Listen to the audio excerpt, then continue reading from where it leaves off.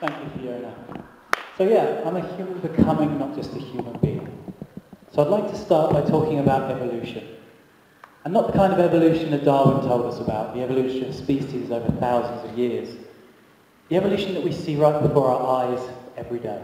Gordon was just talking about it, talking about the evolution of technology, all the iPhones, all the information that's just flying around all the time.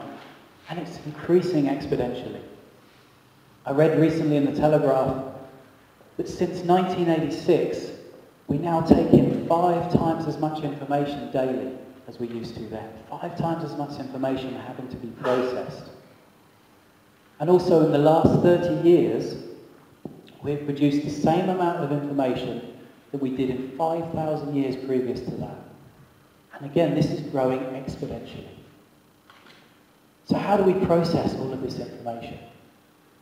Well, in our computers and our PCs, we keep upgrading our operating systems. And then we can process more information. I remember Windows 95, that was a while ago now. Very basic operating system if you look at it now, but it did the job at the time. Compare it to Windows 8, it's nothing. But we need Windows 8 and such operating systems at the moment to deal with all this information, all the web browsing we're doing, downloading. We need that kind of operating system. But what about us? Have we upgraded our operating system to deal with this influx of information? Wendy was talking about all the stress that she sees in businesses, and I see the same. We're struggling to cope with it. We don't know how to process the complexity that's in the world around us, and we're really struggling. So is there a similar thing as an upgrade for us?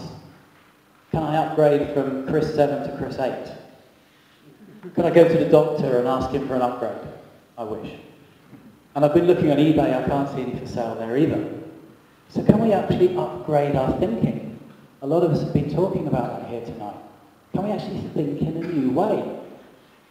Well, I believe we can. And I study a system called spirodynamics, which was introduced by management consultant Don Beck. And he's been studying people for the past 30 years. He's been studying people and he's been studying cultures. And he's been looking at when these shifts happened in the past. And what he's seen is we can upgrade ourselves.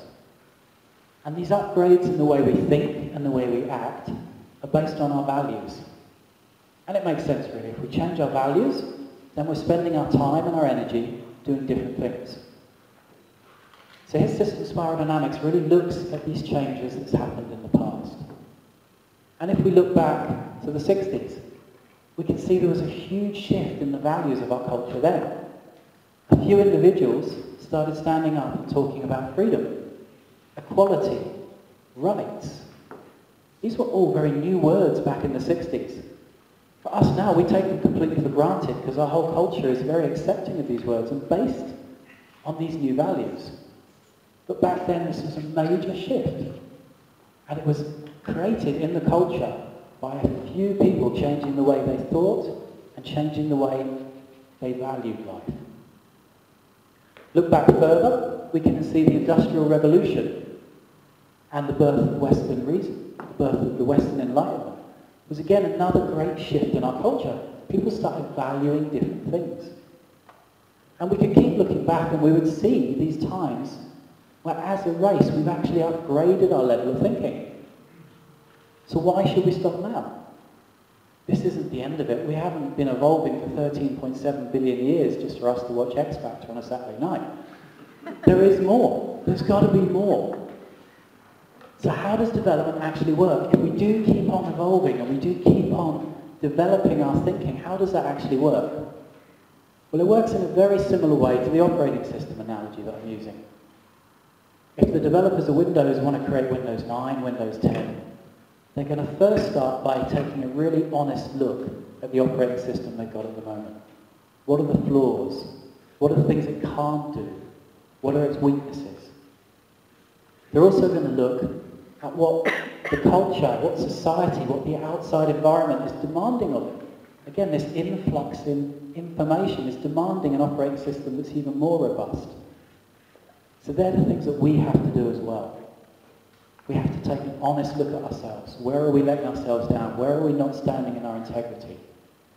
Where are we not really performing the way we would like to be performing? I see this as the major rise in personal and professional coaching, because people are actually intuiting that this is the way they need to move forward. And the thousands of self-help books that are out there as well. People are actually starting to realise they need a tool. They need either someone to help them, or they need a book, in order to take an objective view of themselves. And once that objective view happens, then they're freed up to actually start thinking in new ways. Einstein knew this, and Einstein's quote was already given to us by Fiona earlier, that you can't solve the problems from the same level of thinking that created them. And that's what we're seeing in the world at the moment. We're seeing mass problems that no one knows how to solve. So if we actually can upgrade our own operating system, we can actually start thinking in a higher level, having new values, acting in new ways, then hopefully we can actually start solving some of these problems. So really we have two choices. You know, we can dig our heels in, we can keep pushing forward, we can keep doing things the same way we've always been doing things. Or we can try something a little new. We can maybe take a little step back. Take a bit of time to personally reflect. Maybe even be a little vulnerable and actually admit our weaknesses, admit where we're struggling in life a little more. And use this as the tool to actually start thinking in new ways. So if you'd like to talk to me more about this, I'll be over in the bar like everyone else. I'm really passionate about this. I love spiral dynamics, the whole idea of personal development, because personal development can affect the whole culture. Just a small group of people can really affect the world. Thank you.